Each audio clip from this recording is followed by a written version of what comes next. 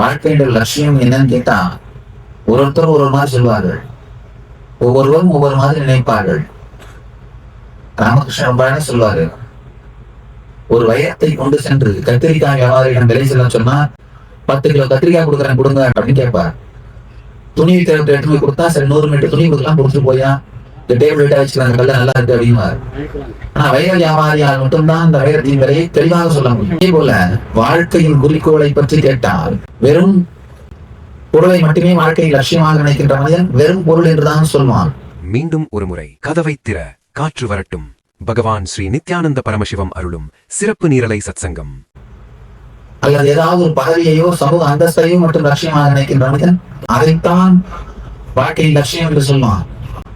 ஆனா சத்தியத்தை உணர்ந்த மனிதனால் தான் ஆனந்தத்தை அடைவதும் தனக்குள் இருக்கும் அளப்பரிய சக்தியை உணர்வதும் தான் வாழ்க்கையை லட்சியம்.